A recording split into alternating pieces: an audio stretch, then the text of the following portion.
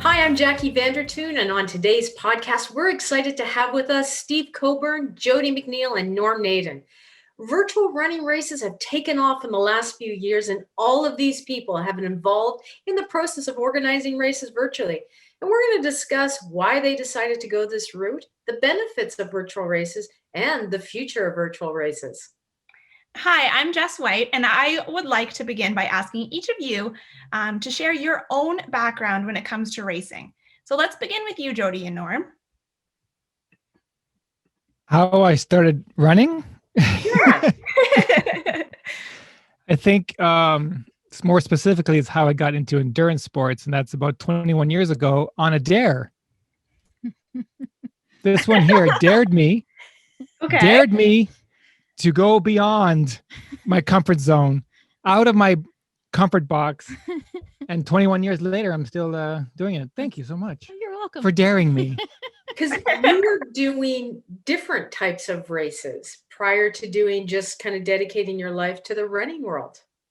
I was an adventure racer first for about 4 years. And with adventure racing, it's a team sport. So it was difficult to have the team constantly get together and train. And then when the team disbanded, I said, okay, I'm going to start doing an individual sport, which was running. So that's how I became a runner. That's awesome. And I looked into my future of standing at finish lines and decided that I better jump on board because it's not fun standing there for 3-4 hours at a time. So that's really why I started. Decided to get right in on the action. That's awesome. So just letting our listeners know, these guys don't just do races, they do ultra races. And I have been so privileged to know these guys. And for those of you who don't know, an ultra race is anything over a marathon, 42 kilometers. So I was very privileged to see Jodi do her first 100 kilometers. I was so excited to be there. Wow. And Norm, judge not, because Norm spends a lot of time by himself doing 100-mile races. Wow. So pretty amazing. And Norm, maybe we can, if you're okay, to talk about, where you were going to go and pre-COVID. So yeah. Oh gosh. It still keeps me up at night. The year 2020 was supposed to be my trifecta year, where the 3 races that I've been trying to get into for 6-7 years finally happened, which was the Boston Marathon, the Western States 100, which is considered the Boston Marathon of ultra running, and the UTMB, which is considered the Olympics of ultra running. Wow. And COVID shut that down pretty quick. So now it's a waiting game for me because I keep getting deferred to this year. And then again, I'm going to be deferred again to next year. So I don't know when it's going to happen, but I'm not going to stop until it does. I have to get these races done. Good for you. And Jodi, you just did 100K. Well, not just. It does seem like just because COVID's gotten in the way and time has been warped. So what made you decide to do 100K? Or was that pressure from the other guy? No, not really. I think when I did my first 50K, and this is going to sound strange, but I think you'll understand. I can explain it a little further. It'll sound strange to people that don't run, but I thought it was going to be harder. And I'm not a fast runner. I'm mid to backpack, and I'm fine with that. I'm never going to be fast. But when Norm does 100 miles, I can see the toll that it takes on him. And I thought I would feel some of that in the 50K. And don't get me wrong, I did. But I don't think I got to that breaking point. And I kind of wanted to feel what that felt like. So the 100K was sort of the next step. And I certainly experienced a bit more of a push during that, but I'm still not there. So that's going to keep me going, right? I can't say I'm going to do 100 miles, but I want to do more in terms of length and distance, just to see how my body reacts to it. You were the happiest finisher I've ever seen after 100K. Well, the thing about ultra running is that it could be an ultra run in the desert, it could be in the mountains, it could be Yeah, all kinds of different different valleys. So you did a desert run basically. you're right. Right. So to do 100K in the mountains is a totally different ball Totally game. different thing. Yeah. Yeah, exactly. Exactly. Ooh. And I need the race in order to keep my running on target. I'm not that person who'll just go out and run just because. I need a goal. So I've really struggled over the past year and a bit because I haven't had that, right? And it's been challenging. It really has. Absolutely. Well, I'm Dave Marshall, and I just wanted to ask Steve, what's your experience with racing? How did you get the bug before you decided to organize runs? I was much later when I started. I was probably my late 20s when I started running. And actually, the guy who really trained me. So my uncle, he's ex-British Army now. He's been retired for a long time. But my uncle, he was a 2:30 marathoner. So I remember being in Ireland over in Belfast, and we were talking about it. And he just kind of started telling me how to train and teaching me how to train. And then I was very fortunate when I came back.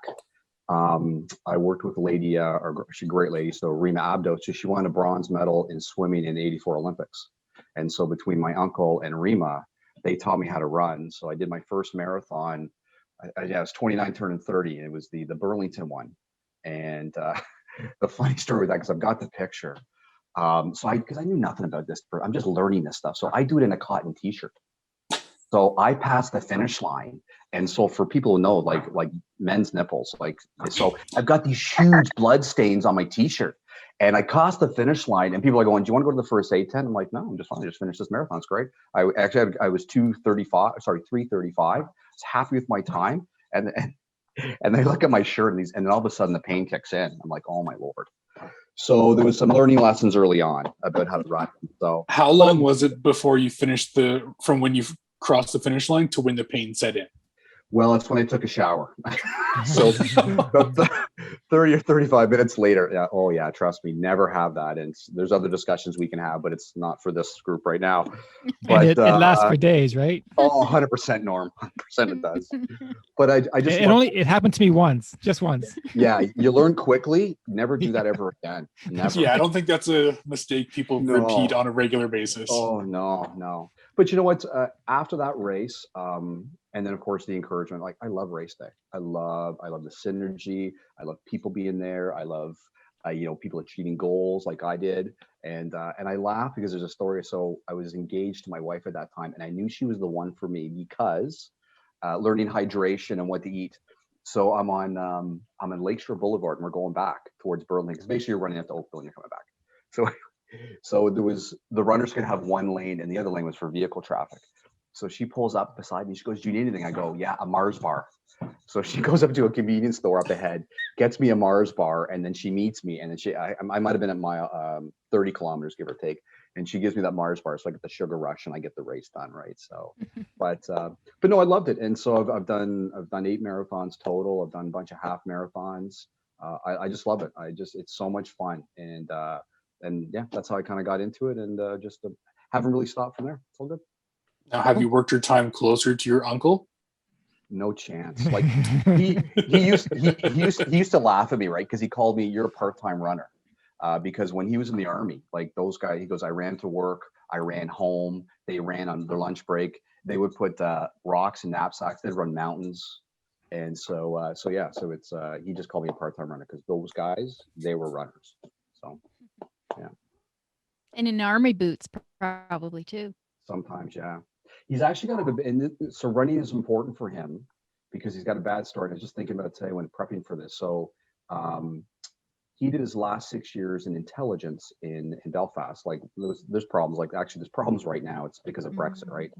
So, and it was like that back in the 70s, and it's back again. So anyway, he was stationed somewhere outside of Belfast. So we lived in Lisburn, which is about 20 kilometers outside of Belfast. Anyway, we were gone. We were in Canada by then. But So he brought some of his guys from his army troop to Lisburn to do a race.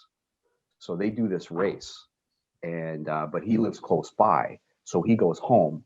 Well, his troop, or guys from his troop, they leave and they're killed by an IRA bomb. They blow up the vehicle. And so there's actually a plaque on a building in Lisburn that lists all their names.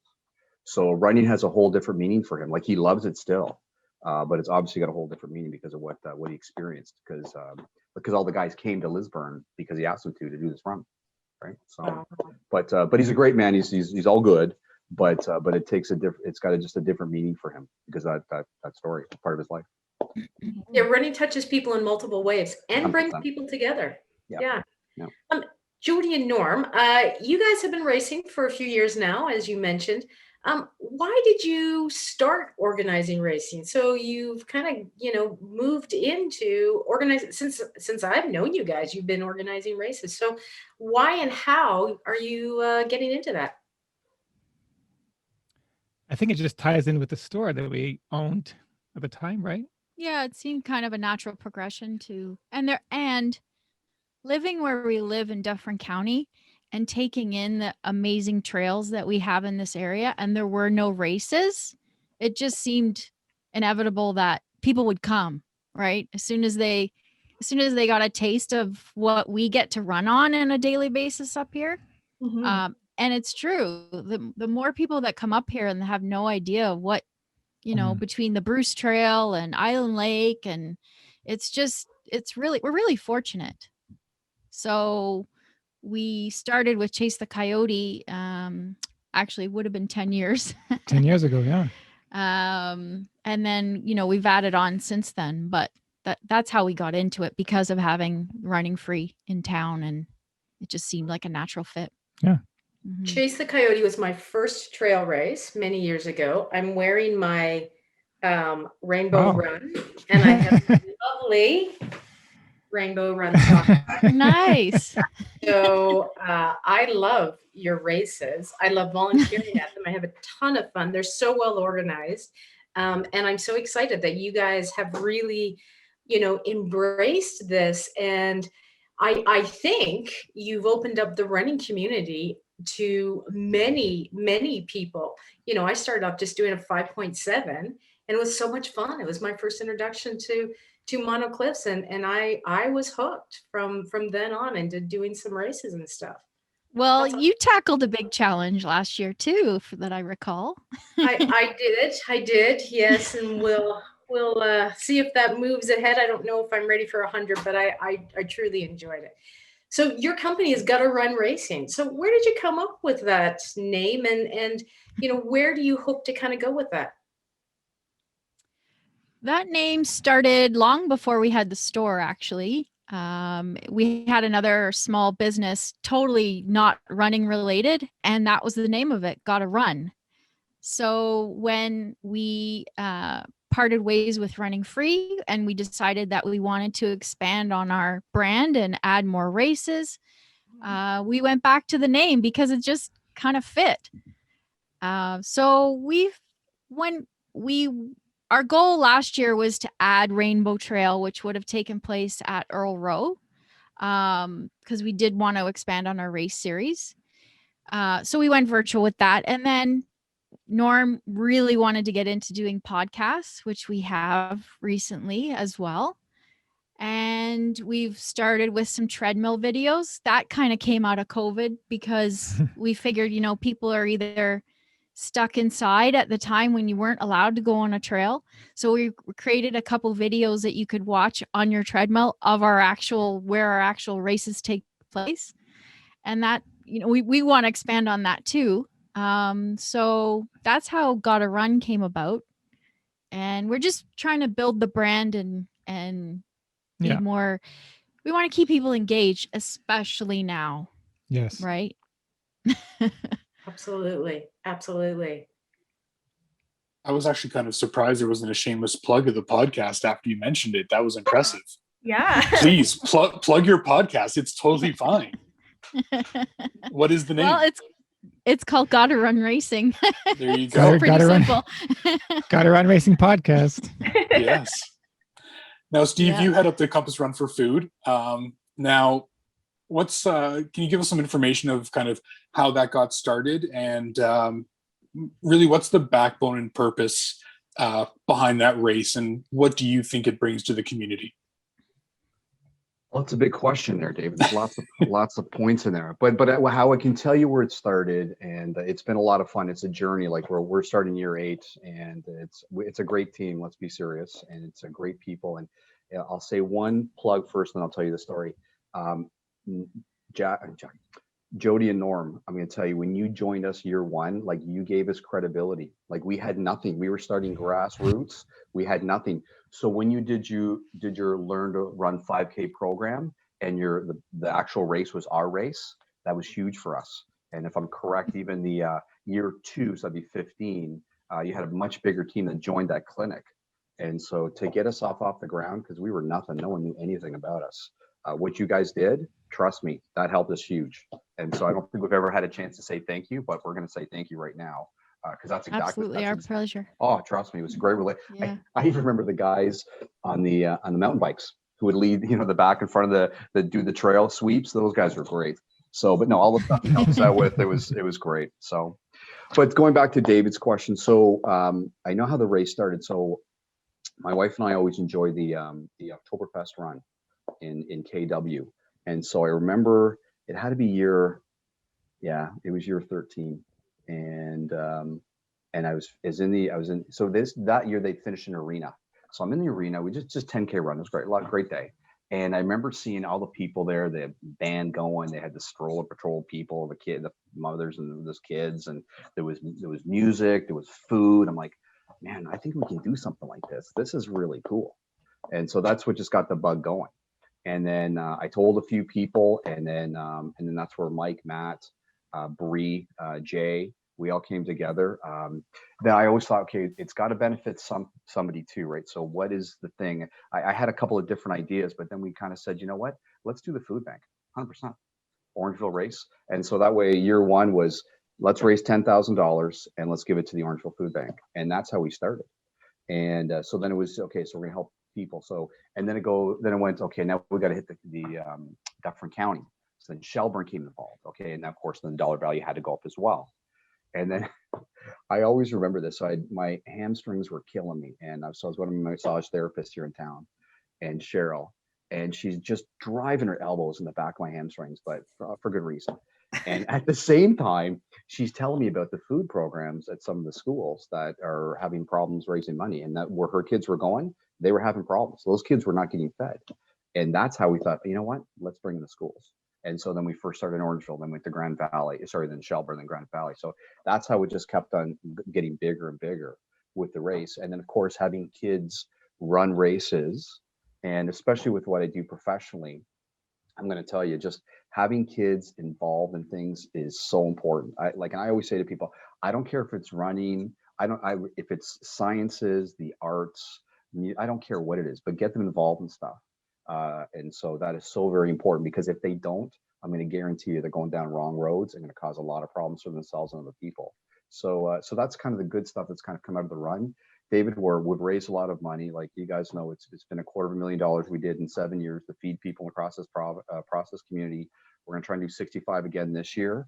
But just the good stories, the connections we've made, we're bringing in what's really just happened just out of it's organically. We've brought corporate, we've introduced them to the school systems, and we've introduced them to the food banks, and we put everybody together. And together, everybody in the county is actually fighting food insecurity via the run. So it's been great. So that's kind of how it started, and that's where we are right now. And the reality is, this is year 8 for us. Who knows where we're going? Because even though, Right. and I know we're going to touch base today, virtual races, we're not stopping. The need's great, and people are still having fun running. It's a win-win. Mm-hmm. So Steve, you talked a little bit about 10K the first year. Can you talk about how much the run has donated to date? Because I think we're missing that number, and it's a big number. It's a great number. Well, did I say that's $250,000? Oh, okay, yeah, I might have missed it, but yeah. And I know some of our team members thought I was nuts when I said after year 6, I said, guys, let's go 65. Let's hit $250,000. Let's do this. And but I read Jim Collins' book, Good to Great. You got to have big goals, and they got to cause you stress and problems. And same thing, like even if you're going to try different races, you got to up the level. But if they're not tough, then they're really not a goal. So that's how we hit that $250,000, and that was tough to do. But look at the benefit, right? Especially in COVID, right? We were able to give money right away. We gave $25,000 right off the bat in March of 2020, right? Just to feed the food bank. There you go. There's your money. We'll deal with everything later. So yeah. And that was because of the community. I mean, the community came together, and it's not one person that was able to donate $250,000. It was everybody combined. It was a huge group effort. Yeah, buddy, totally agree, David. Totally. Yeah. What was your numbers on year one? How many people signed? So, and that's the beauty. I tell this too, and that's like that goes back to what you guys did. Trust me, because even as I'm saying this, Jodi and Norm, even for corporate to buy into us, which it took a long time. Like we've got some major corporate sponsors, like people in the community and people outside the community. You guys gave us so much credibility that okay, I'm gonna buy into you guys because I'm gonna trust you guys. And so year one was 200 runners and $10,000, and then the last race we had, it was 770 runners, and it was huge. And we have that it was 200 kids in this community running races. And the beauty is, I love too, is that there's kids that would never be able to go to a race. They couldn't afford the fees. They would not get swag bags. They wouldn't get anything, but they're coming and they're getting all the stuff. And it was actually one of our corporate sponsors that told me this, because he used to teach at ODSS. And he said, because obviously this is a huge hockey and lacrosse community, absolutely. But he goes, you know what? Kids are actually coming to school now wanting to join the track team, because when they ran the Compass Run for food, they had a lot of fun and they enjoyed running. So now they want to try it in high school. So that was great. So that is so exciting. I love how races bring the community together. And that's what both of your races do. So moving into the future, COVID has taught us a whole bunch of things. So let's talk about moving into the future. All of you started racing in person, and you've talked about, your love. Jodi said that, racing for her, actually coming to the race, is a big part of this. So how have you embraced virtual racing? How did it come about? And what's the response that you've received in the last year? So let's start with you guys, Jodi and Norm. Well, funnily enough, we actually offered a virtual option to Chase the Coyote in 2019 before COVID even hit.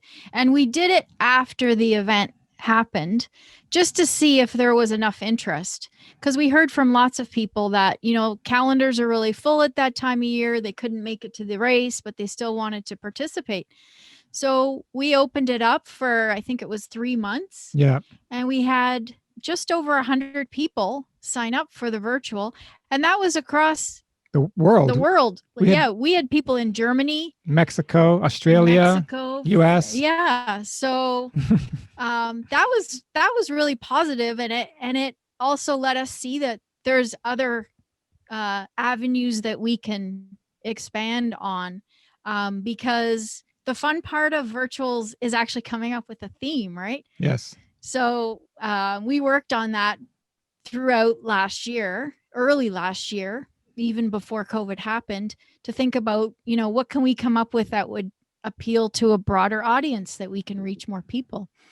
So then COVID hits, and to the people that had already signed up for our 3 events back in April, we said, okay, do you want to be deferred to 2021, or would you participate in a virtual? And there was a good percentage of them that said, yeah, we'll take the virtual, because they wanted something to look forward to. They needed to stay accountable. So we ran with that. And then we created one more event that was only going to be virtual, which is our Canada Parks. And it kept us busy, because when you go virtual, social media is a huge component of that. And it's almost as time consuming as putting on an in-person event if you want to be successful, because there's so many aspects to social media, advertising, putting out relevant content, of course, right? And you have to keep the the racer engaged. Yes. So it's I don't think they're going anywhere anytime soon, because the other thing with virtuals is that it appeals to that runner who may only run 15K a week, 3 5Ks, that will never show up at a race. No matter how hard you try to convince them, they're not interested. They don't want to be competitive against other people. They're doing it for themselves, or they're doing it on their own time. So I think they're here to stay. I also want to say that the fact that the people who signed up for our races, they had to defer to this year. Us putting a virtual on was also telling them that we're not going anywhere. We still have your back. We're not going to disappear, and that it tells them that we're still around, and that when we do have our races back in person, we're here for you, and then they'll show up. So they know that we're not going anywhere. Mm-hmm. Yeah. Mm-hmm. Yeah, for sure. So those are a lot of really great benefits to it. Are there any downside of virtuals that you've come across? Only that it is as much work. It is as much work as an in-person event, because leading up to race day, it's Norm and I doing all the organizing. And then on race day, we're fortunate to have 60 to 70 volunteers who take on all the tasks, right? But it's as much work organizing and doing social media and ordering medals and swag and just keeping it relevant. Yeah, for sure. Nice. It definitely is like you're planning a full event, the same as you would before. I think all of the steps before the actual race day are pretty similar. Steve, would you agree? Yes, and Jodi and Norm, if I can recommend something, so just talking about social media. So we knew that was a big issue for us. So I would recommend this company called the Green Monkey. And there's two great ladies who own that company, and they have done wonders for our race, Jess and Julie. And I remember sitting down with those ladies with Angela and Mike in their office. And yeah, it's been a great relationship because I know nothing really about it, I'll be honest with you. So I really rely on that expertise. And Jess and Julie, 100% worth. They're plus they're part of our team. Great. Yes. Ladies. Yes. Are they in their 20s? No, what, Jess? Yeah. Help me out here. How should I answer that? I'm going to say yes. I'm going to say yes. Yeah, for sure. I need this relationship going strong, Norm. I need it going strong. So. No, and I think especially when you're doing a community-focused run, it's important to connect with other people in the community that you can maybe partner with in certain ways that can build certain strengths, or they have certain strengths that you can kind of rely on. So I think that's important, especially a community-focused run. Yeah. I find that really interesting. Sorry, I find that really interesting because I'm not really a social media. Just for us is amazing. So I find that really interesting that you've had to really tap into, and Steve, I'm assuming for you guys as well, that the social media plays an important role in is it advertising? Is it generating interest? Is it like, and I'm asking because I actually don't know the answer to the question.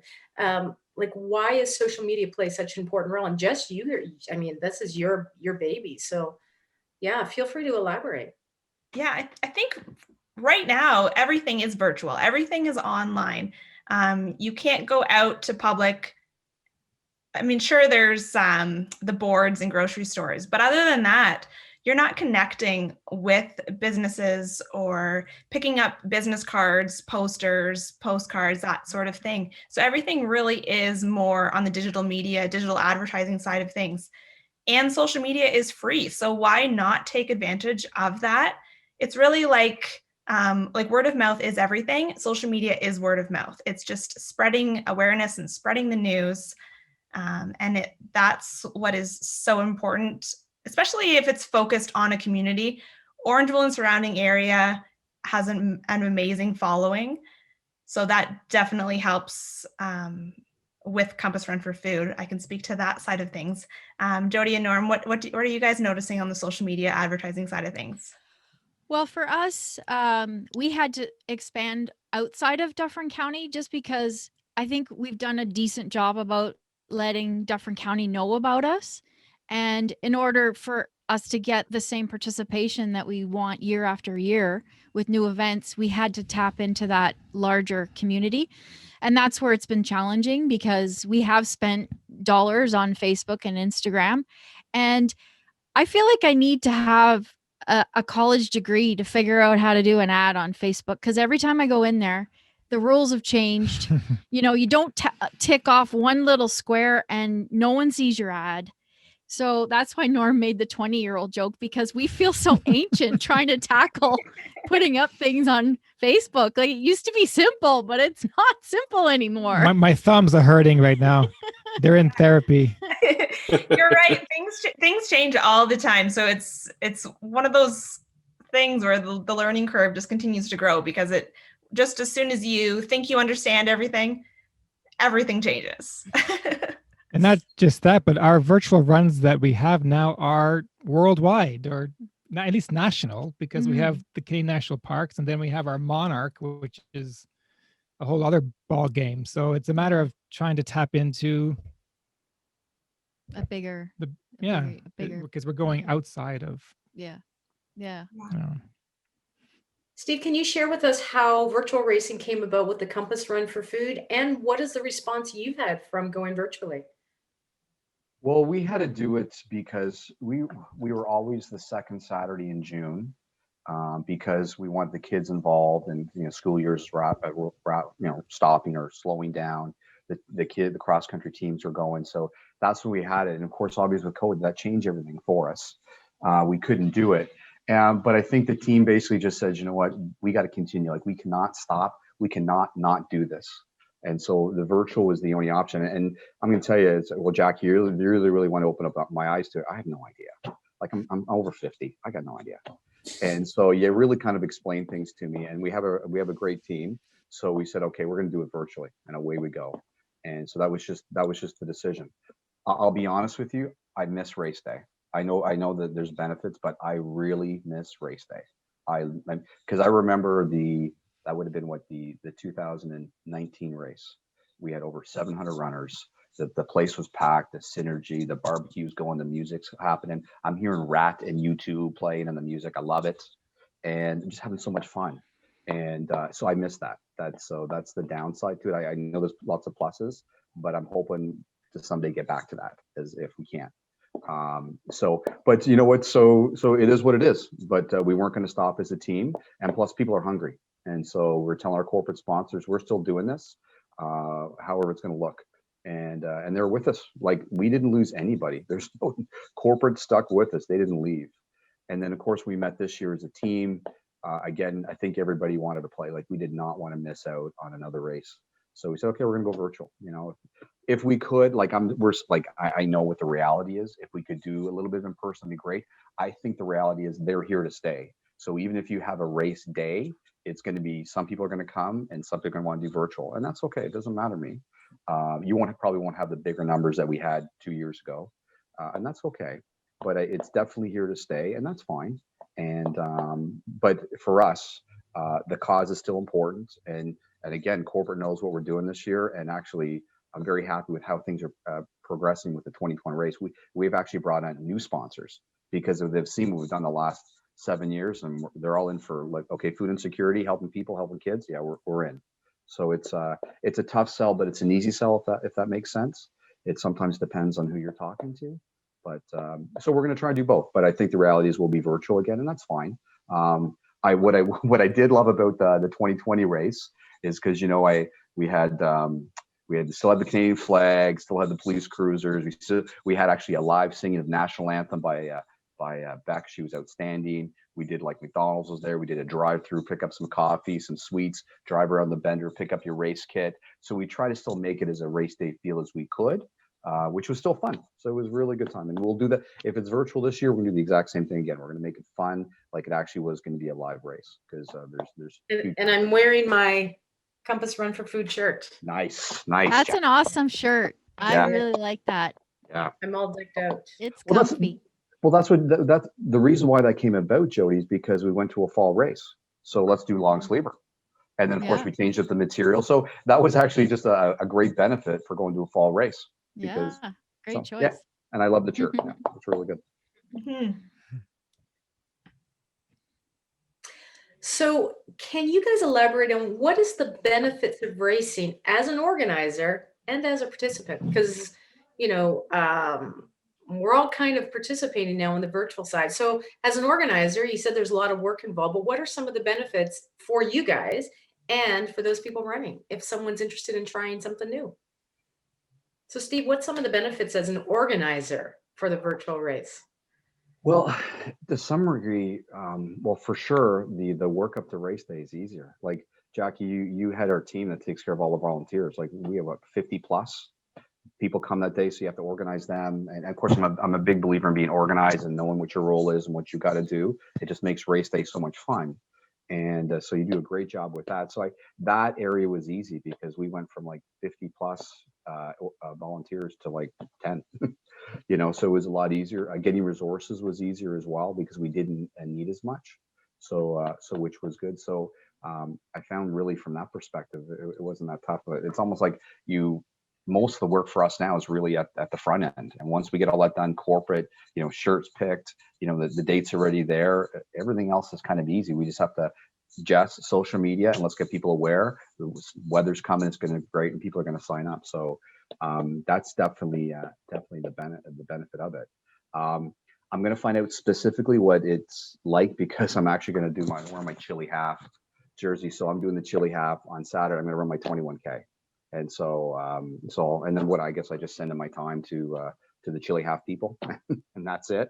So that again, like that's have chili that day. I think we're gonna be in the pluses, or we're gonna be okay. But that'll be the downside, right? Because I'd rather be crossing the finish line in Burlington and having a bunch of fun. That I'm just gonna basically running around the community 21K, and once I'm done my stopwatch, and I'll just post my time. So, but so that I'll experience what a virtual run is like on Saturday.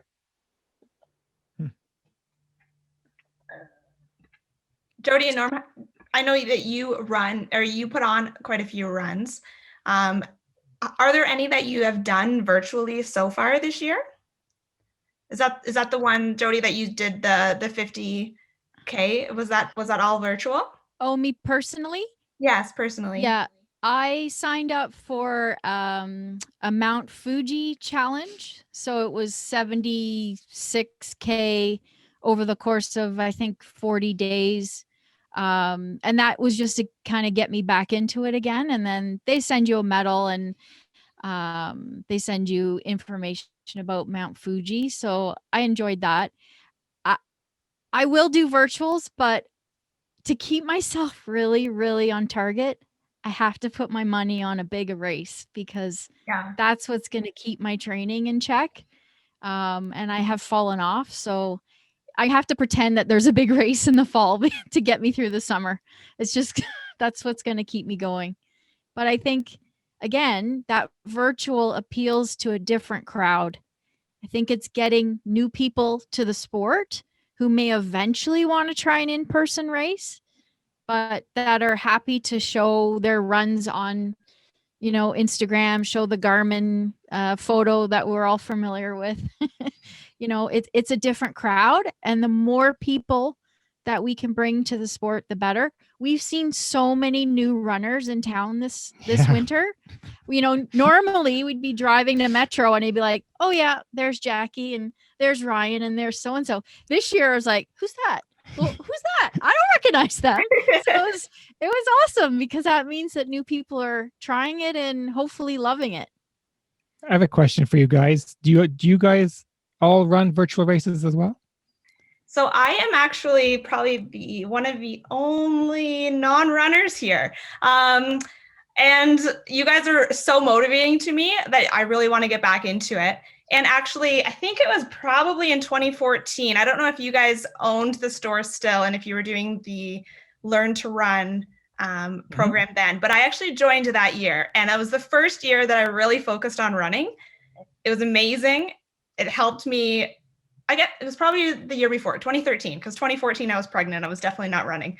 But 2013, so the goal for that was, I believe, to lead up to the 5K and finish the 5K at Compass Run for Food. I didn't make it that far. That was actually the first time that I heard of Compass Run for Food. So it's amazing how I've really come full circle there. And it's amazing that you guys are all here today. So that's kind of my experience with running. I'm definitely a beginner. When you look at, for everyone else who looks at virtual races, what is the one thing that captures your attention about, oh, that's an interesting idea, I'm going to do that? Is it the medal? Is it the swag? Is it the idea? So for me, I actually do a lot of virtual races. I'm just doing the Wolf Walk Challenge, so I have some swag there. The dog and I go, we have 500K. I'm doing the Great Lakes. I like doing long distances. I ran across Spain last year. I ran across New Zealand last year. So for me, because I call myself turtle plotter, so I'm super slow. And I don't feel that intimidation when everyone's passing me. I just go out, do my fun thing. I do like the swag. The swag's an incentive for me. But I like recording and I like comparing to where I was last year. So for me, the longer the distances, it's a challenge, but it's the challenge of the miles and not the time. The time for me is daunting. The time is, oh, to do a marathon in 5 hours would be like not happening for me. So I personally love virtual races. Love them. And I guess I should add that I do love virtual races and runs, but I'm not a runner. So I take them on as a hiker or a walker. So I have done the runs before, but definitely at a much slower pace than a lot of runners. But I still get the 5K in, just at a very slow pace.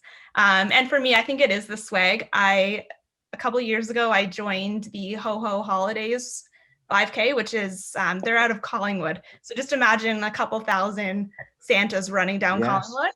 And they went virtual last year. So we signed up for that, just basically for the swag. Yeah, it's all the fun themed races. It's good to know. Yeah, that's the other thing about virtuals is it appeals to walkers and hikers and cyclists. That's too. right. You don't have to be a runner. Yeah, for myself, I'm a hiker walker as well, and I have friends who love doing virtual races, and they get to do them all over the world, which I think is fantastic. And then I think it makes the world a little bit of a smaller place because when you follow those hashtags or you follow the groups who are doing those runs, then you have an opportunity to connect with people all over the world. You can compete with random strangers who may become best friends, who may become your running partner in a couple of years, depending on how it goes. And, some people were super sad because they missed the Disney run, but, they'll know that they'll be able to do it again, or it brought up memories. And I think the opportunity to do a virtual run is fantastic. And for us being like more of a community-based run as a Compass Run for Food, when you're out on Island Lake and you walk by or you're walking around and then like 4 people go by and 3 of them are wearing different years shirts, but then right, and it's just it's great because you look at them and I kind of poke my wife and like, there's a Compass Run shirt right there, and she's like, oh, here we go again. I almost want to pull over on the side of the road when I'm seeing people. I'm like, yeah, Compass Run, good job. And yeah, it's a great opportunity to make a community out of like social distancing, but bringing it a lot smaller. Yeah, like I'm with Jodi. Like I do it. Like I'm motivated. I mean, in a prideful way, but I need a race. Like I've kind of switched. What I'm doing is I'm actually looking at going towards Ironman because I just love the different disciplines, the swimming, the biking. I'm learning how to swim now. I'm having a blast. Good for you. But it's yeah, I'm on the waiting list for the Arizona one in the fall, and I'm on the waiting list for the half in Muskoka in August. So they're waiting to see whether they can do a race or not. But so there's 2 things here. So I'm with you, Jodi. I just need, okay, I got to do this. So I got 21K. I got to do it by this time. It just helps me with my training and preparing and then balancing with the bike. And then when I was in the pool and not in the pool. But just going back to one thing, when I started swimming last year, for example, because obviously tries and running, like it's all together. The people that you get to meet, I'm meeting people like some of these guys, like I'm swimming with a guy, Bob Nucky. Bob Nucky is 72. You guys he holds Kona Ironman world record. He broke it by he's world champion. 100%. That's awesome. I'm swimming with the guy who's a world champion, and like I can barely go 50 meters. But I love my swim coach, Miguel. Like he's only one of 60 people that swim Lake Ontario. He's the 4th fastest male. He trains high level athletes, and he's training me how to swim. Like I just love the people that you're around. And so that's why, I virtually it's good for to train, but then also you're also meeting good people with similar interests and similar goals. So which is good. So there's a double benefit to it. Yep. Right. We've talked a lot about experienced runners. Can we talk about the beginner runners? Do you, I mean, everyone has to start somewhere, and I start somewhere. yeah. So let's talk about the beginners. Is there any motivational tips, or where can they start? Do you guys have any suggestions? There's lots of couch to 5K programs out there. I think there's a couple things that we heard over and over again is that someone tried on their own to run, and in their mind, 1K is not a lot, and to run it. But when you're just starting out, 1K is a marathon. And that's because you're preparing your lungs, you're preparing your legs to take on the impact and the stress, right? And you can't just expect, because you're fit in another way, that translates to running. Just like Steve found out, he can run 21K, but he can't swim a length in the pool. That's normal. That's to be expected. But people think, oh, I could run a K. So they try, they fail, they stop. The other thing is, you hear knees. My knees hurt. My knees hurt. I can't stress enough how important a good pair of shoes is. I will always say this, even though we don't own a running store anymore. Get properly fitted for shoes. They make the world of difference. Mm. Don't wear the shoes you wear out in the garden, the ones you wear to the gym. A fashion shoe. Yeah. Get properly fitted, because it will really help. How often should you change out a pair of shoes? It's good if you could keep track by how many kilometers you put on them. So the average shoe is about 600 kilometers. It depends on the shoe. And if you can't, then just think about, 3 times a week. Do the math in your head, your average per month, what you would put on them.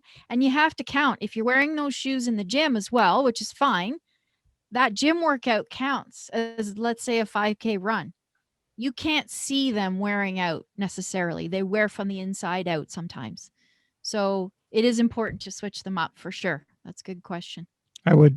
I personally train for 3 months with a pair of shoes. I'll race in those shoes. They're done. Throw them out. And keep in mind, Norm runs really long distance, so that's not the average person. It was my, because I agree with you guys. So it was my uncle that taught me. Obviously, it depends on what you need, but cushion. So light shoes are so important for distance. So after I do a marathon training, which could be like 4 months, give or take, those shoes were gone. And sometimes I actually had a second shoe. So like I always, because it was actually Rima who taught me this, like your long distance shoes, your race day shoes, that's your long distance. You always wear those in long runs. But if I was doing a shorter run, I would maybe like once a week just wear a different pair of shoes just to keep the cushion in the main shoe that I was going to wear. So 2 shoes are good. Yeah, and just going back to your question there, and dovetailing on Jodi there. So I'm training with a guy that we've both never done. We actually did 2 tries this past summer, Billy, and so Billy's never done a half marathon, and he's going to do what I'm doing in a few more weeks. So going back to your question, I think having an accountability partner when it comes to run is so important. If you've got somebody like Billy and I chat all the time, like how should I do this, or I just give him some advice, but he goes out and does his runs when he can do it. So and we text back and forth. I did this today. What are you doing? Those are actually, and that what makes it fun, because you get kind of annoyed if he's doing more than you. Like you're not going to beat me. I'm going to do more. So having people, even if it's learning to what 1K, 2K, 5, it doesn't matter. Having somebody there with you and just making sure you're doing your training is huge, because that keeps you motivated and on track. So. Would you do a virtual triathlon? Yeah, well, that's kind of how they did it, because it wasn't a true one this past summer there, Norm. Even when they did their, because C3 runs the quarry there down in Caledon in Village, right? So you swam in the quarry, and then they had 2 different spots in Caledon where you drove to, and then you biked and you ran. But no, having said that, you're right. So we did have people with us, but the heats were different. They, especially for the swimming portion, they only had like 4 people per like that heat. But then when you did the bike and the run, you'd be pretty much on your own. But I would do one because I'm just kind of into this now. I think this is so much fun. I actually brought the book. So now you're an Ironman. So my wife can swim and she can bike. She's done all this stuff. And so I'm going to do a couple shameless plugs of why I'm doing this. So Jeff from Cycling Elements and Rich Patey. So I couldn't run a couple winters ago. So I had to do their bike thing over Habitat for Humanity. And so I'm the only one who should not be there. There's all these road bikes and ride bikes. I got a mountain bike. I'm the guy in the back row corner, shouldn't be in this group. But did I ever have so much fun training? Rich was great. Jeff was great. So I said, oh, I can bike. I can do this. I know I can run already. And then I read this book. So 6 Weekend Warriors who did the 2009 Arizona Ironman. I'm like, okay, I'm going to learn how to swim. So I hate to do this visually to you, but my wife bought me a wetsuit and a Speedo. And July of last year, we're swimming. And welcome to the club. Yeah. And away we go. So, and then that's where my accountability, my partner Billy came in. We're learning, we're doing this, and we're having a blast. So, and it's really like going back to the beginning. It's the people you meet, it's the targets you obtain. There's the things you do as an individual you can obtain, and then you can start seeing, I can do a lot of things here. I actually can do this. I can run this distance. I can swim this distance, and yeah, the people that you meet is part of the journey. That's what makes it fun. So. The last thing I want to say for the beginners is, don't be fooled when you see runners out there and they look like they're graceful and they're not breathing and they're not sweating. They are. The best part of running is when you stop. And the reason I say that is because the feeling you get, and it's not necessarily runner's high, but you feel accomplished, you feel energized, and that carries you through your day. It's not necessarily the run. It's when you stop and the feeling you get. Would you not agree? 100%. Yeah. Yeah. Our podcast is called Food and Fitness, and we're really trying to gear it towards normal people. And I appreciate you saying this, because when I see you cross a finish line after 100K and you're smiling, I'm like, that is not me, but I totally get the end feeling. So I think it's really important when you see people that are doing these amazing things that at one point everyone started in the exact same spot. Somebody walked out the door, they put on a pair of running shoes, and they just went for a run. Whether it was 6 years old or 66 years old, that first step always came with everybody. So I completely appreciate that. Any closing words from you guys about virtual races, your organizations? Please do shameless plugs, and future of races in general, if you could forecast where we're going to go. Well, you could plug away. Well, since you mentioned it. What are these doing here? What are It the just magically chances? showed up. What are the chances? Yeah. So the first virtual series that we released this year is called We Run the North. We Run the North, celebrating Canada's national parks. So we chose a national park in each province and territory, all 13. And it's a 10K series, one per month. And just because we've already started, it doesn't mean that you can't join in. It's just we're highlighting, we've added an education element. So we're highlighting a national park each month on our social channels, and we're sending our participants an email about that park. But we created, our designer created medals that connect. So I don't know if you can see, but they connect to one another. Oh yeah. Cool. Puzzle piece medals. Yeah, Nice. so that was Nice. really fun. Love it. And then the second one that we're involved in is called the Monarch Ultra. And it's an actual relay run that started in 2019, and it went from Peterborough to Mexico. So it was 4,300 kilometers. Runners did 50K segments at a time. It took 46 days, and a team from Canada and a team from the States put it on. And they were going to do it again this year. And of course, because of COVID, they've limited the relay to within Ontario. Well, as we know, Ontario is pretty big. So they've managed to create a route of 1,700 kilometers within Ontario. It's the migration of the monarch. Right. So that it's to represent the original relay was to represent the migration of the monarch.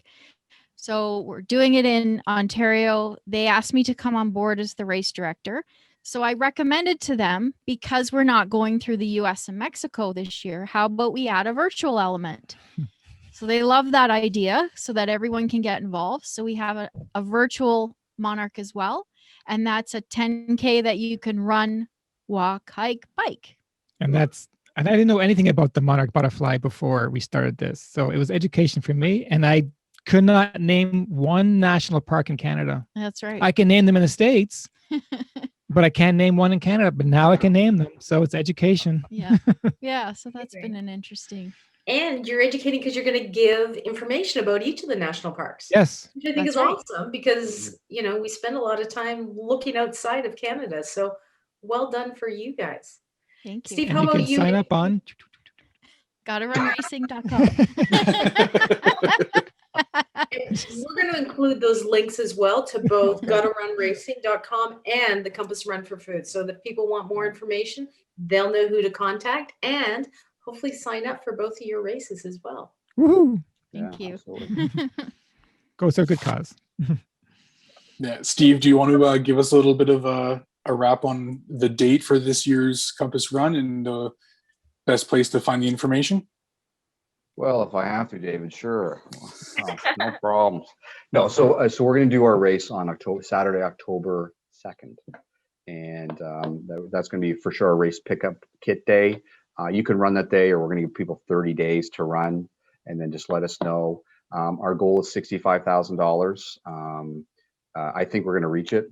It was tough last year. We actually did 64, but it still got us to $250,000 that we donated. But $65, I think we can do it because the need is great. So it's a fun race. Like Jodi said, like races, they need focus and to plan their training. So it's good that way. But then like everybody wins because we're feeding people in our community. And one thing that when we started this, I don't think anybody really thought people in Dufferin County are hungry, but there's a lot of hungry people out there. And going back to what Jackie said there with fitness and food, we're going to feed people and we're going to get them fit. And that's what we're going to do. And this is one way that we're going to do it. And it's been a great ride. I love the team. You guys know that. I love corporates coming on board. When we have success in corporate, I get really happy about that. The numbers are great. I love the schools being involved. It has really, truly become a huge community event. And I don't mean that pridefully. I mean, that's what's happened. And it's been a lot of fun. We got our knuckles scraped and we've learned lessons, and it hasn't been easy, but it's just a great cause, and it's just getting kids just involved. That's really kind of my focus too, or our focus too, because we realize what can happen and roads they can go down, and that's a different discussion for a different podcast. But when you feed, I always say this, especially for the kids, when we feed and we educate, we empower. And those kids, those young people are going to go do amazing things in this world because they just feel so strong in their character. They're achieving goals. They didn't think they could run 1 kilometer. They ran 5, and they're not hungry.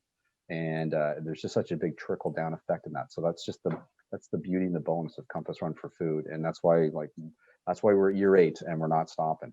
And so that is probably going back to kind of their initial conversation. That's been the beauty of virtual race because we didn't have to stop in 2019. We still did the 20 race, and we're going to do a 2021 race. And if we have to do a 2022 race, we're going to do it again.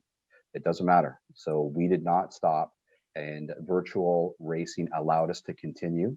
And the reality is it's now with us, no matter what, it's with us, even if we do start doing in-person racing. So it's been a win-win. It's been a good vehicle for allow us to continue on to help those in need in our community. Guys, I can't thank you enough. Each of you has shared some really wonderful stories, and I still, go back to the stories really revolve around the theme of community and how community can come together and help others and learn about each other and about things. So well done. I really want to thank you guys for taking your time out of the day to speak with us, to share your stories about your organizations, about virtual races. And again, we're going to include links to your races and contact information as well. So I hope we've enlightened people about, virtual races and given a little more information about food and fitness. So well done. Thanks so much, guys. Thanks, guys. For having us. It's been a lot of fun. A lot of fun.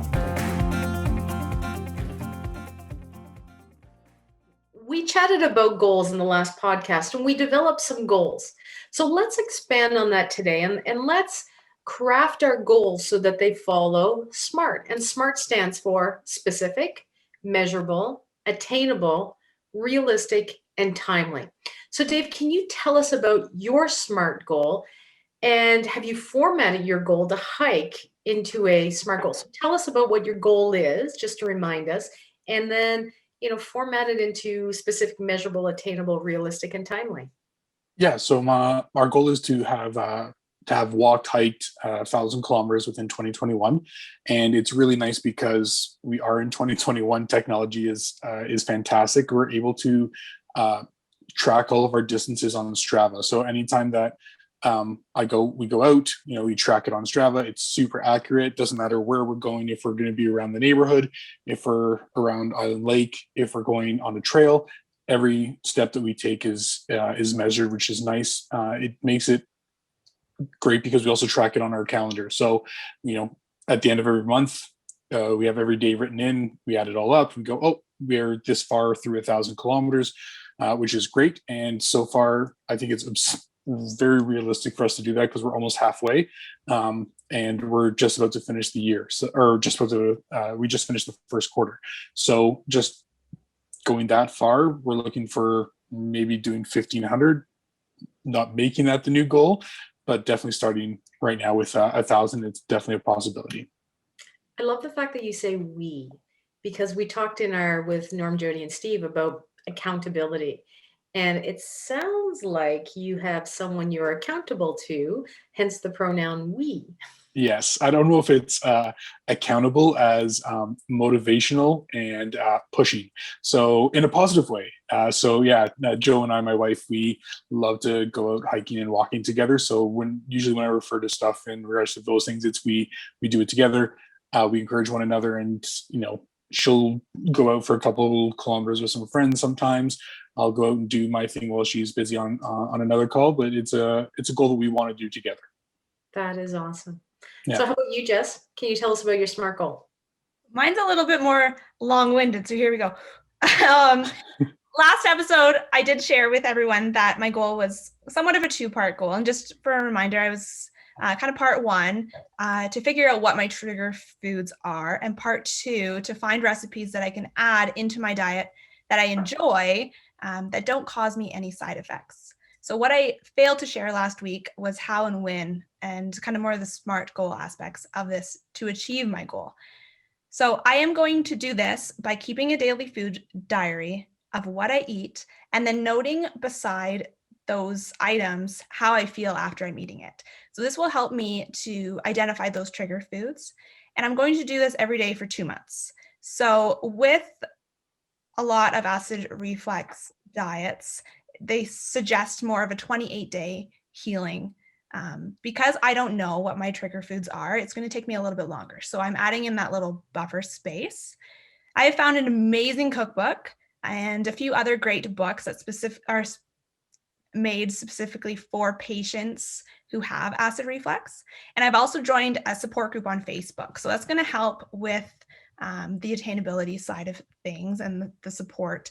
So the support group has people who have similar symptoms that I do, and we can everyone shares their triggers and shares recipes that are low in alkaline.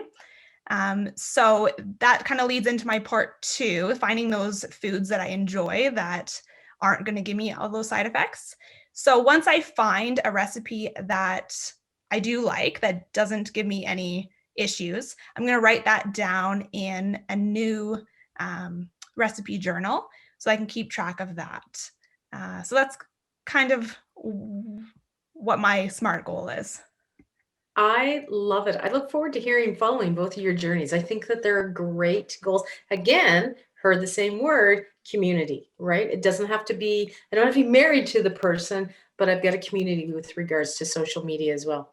So my goal is pretty specific already. I want to run 50 kilometers in September, like I did last year, hopefully at a real race, but I think the way things are going, it's going to be virtual. It is realistic for me. I can measure it via my watch. So I love my Garmin. I love posting it on, I don't love posting on Strava, but I post it to keep track. I don't post it for other people to see. I've set a time for when my goal is going to be accomplished. September. The race is 11th or 13th. I can't remember what the Saturday is. However, I'm going to struggle with attainability. And one of the things that I'm going to struggle with is my husband's a huge motivator, and he's currently injured. And so injuries are a big problem for us. And his injury, because when he goes for a run and I don't go, it really pulls me along. So I've been going by myself, which is tougher to do. And I've been dealing with a chronic problem as well. So that's part of the issue, but we're going to talk about barriers that we're going to face, because if attaining all goals were easy, everybody would do it. And so recognizing those barriers are certainly something that we're going to have to figure out so that we can navigate how to continue to reach our goals without, without letting those barriers stop us. So, yeah. Great. I think that's a great opportunity for us to sign off for tonight, and thank everyone for listening. So I think until next time, we'll talk food. We'll talk fitness. And we'll do it together. Thanks for watching this week's episode of Food and Fitness Podcast. Stay tuned for our next episode, where we interview Jamie Richards from Ambray Farms and speak about organic and regenerative farming practices, real food, why local truly is best, and we dive further into food insecurity within our own region.